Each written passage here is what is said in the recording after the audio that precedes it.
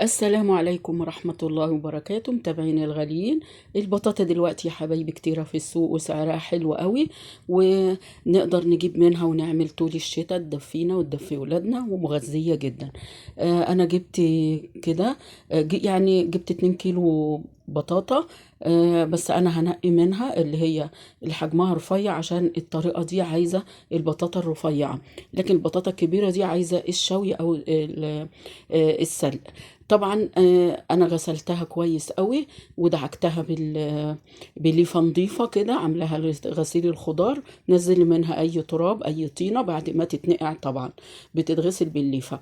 بعد كده بعد ما غسلتها انا ونشفتها، جبت حله، فرشت فيها كده ورق، ده ورق نظيف، ورق ابيض. يعني ما تحطيش لا ورق مسطر ولا ورق مكتوب فيه. انا عاملها بطريقه زي امهاتنا ما كانوا بيعملوها، بس زمان كانوا بيحطوا ايه، ورق جرايد. لا، احنا بنحط الورق الابيض ده.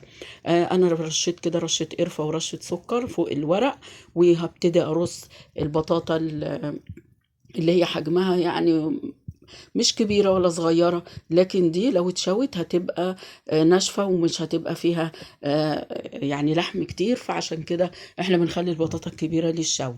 آه، انا هرصها كده. بعد كده هجيب برضو رشة قرفة ورشة سكر ارصها عليها. ويستحسن ان انتي ما تكتريش الطبقات فوق بعض، عشان تستوي كويس حلو كده من فوق ومن تحت زي بعض.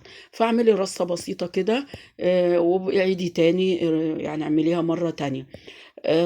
انا رشيت رشة قرفة ورشة سكر زي ما قلت لكم، زي ما انتوا شايفين. اللهم صل على سيدنا محمد وآله وصحبه وسلم.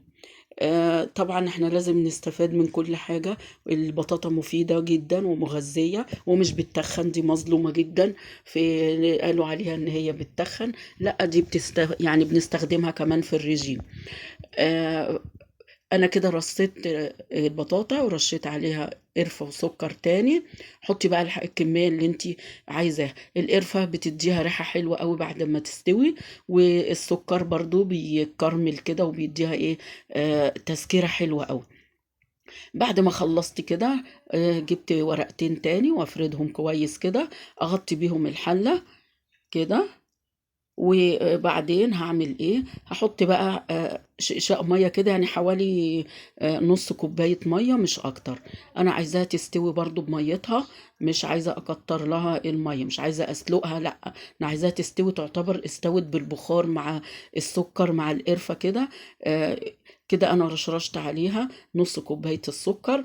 هحطها بقى على نار هاديه، نار واطيه جدا جدا جدا، وسيبيها ان شاء الله حتى تقعد ساعتين على النار، مش مشكلة.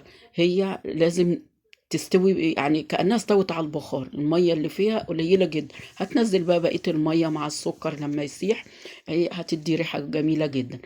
كده استوت. ريحتها مش قادرة اقول لكم، مع ريحة القرفة حاجة روعة، يعني حاجة 13 خالص. زي ما انتوا شايفين بقى، انا ايه هطلعها كده على صينية، و اهو هطلعها على الصينية عشان تبتدي بقى تبرد شوية، نعرف ايه يعني تتاكل.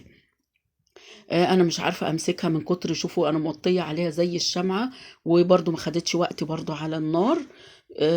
لكن بصوا من كتر سواها، انا بمسكها كده بحس انها هتتهري من في الماسك، فبحاول اشيلها بحذر كده. اللهم صل على سيدنا محمد وآله وصحبه وسلم. فين اللايك يا حلوين؟ فضلا وليس أمرا. يلا اعملوا لايك واشتراك في القناة، فعلوا الجرس عشان يوصل لكم كل جديد.